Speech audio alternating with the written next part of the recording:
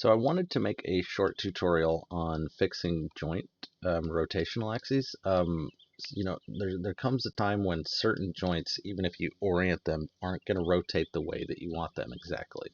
So there's a way to manually adjust that, and so I'm going to show you how to do that. The fingers, toes, any smaller digits, maybe tentacles, maybe hair if you're rigging hair and it needs to bend in a specific direction.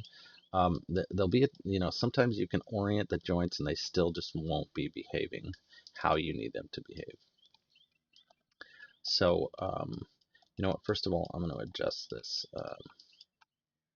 This joint is a little bit low, so if I hit my D key, I can move the joint without moving its children. I'll just move it up a little bit. I like that better.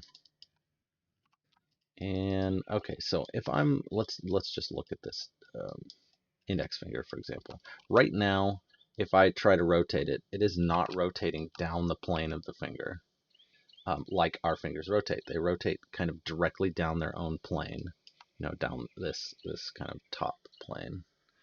If I were to show my wireframe.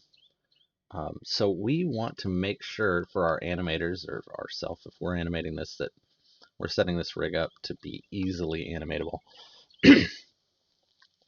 So if I go, I haven't oriented these joints, but if I go, let's go to skeleton and we can orient our joint. Oh, actually I did orient this. But I oriented it and it still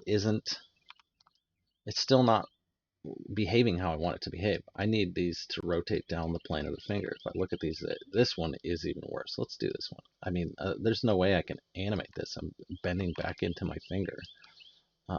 So I still want my X up and my Z pointing to the right. So we'll keep that in mind. And there is a way to manually adjust our rotational axis. So if I go into component mode, I come up here, I'm going to hit this, right, it says select by component type. I'll hit that. And this is normally off, but I'm going to hit this question mark too.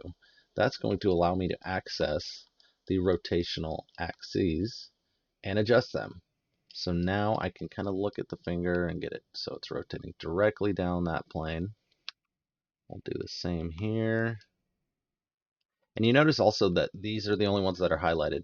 This only works for the, once you select a parent, all of its children it will work on, but none of its parents. So I selected this finger, so all of its children I can adjust, but I would have to go back up to adjust the, and I'm gonna actually rotate it a little bit that way too. So we're just getting these to where I think it's gonna give our animators a really good animation. There we go. Perfect. Okay.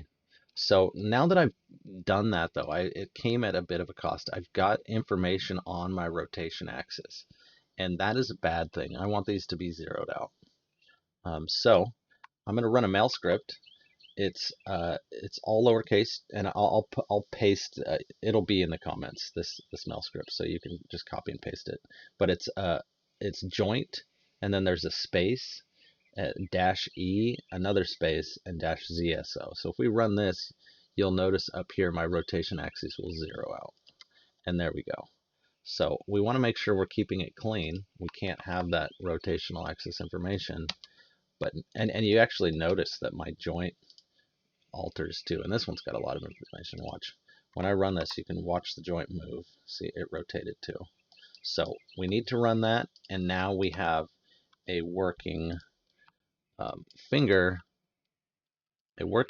rig that is going to animate to the shape of the finger perfectly. All right, so that's really important. All right, just wanted to make a quick tutorial on that. Hope it helped.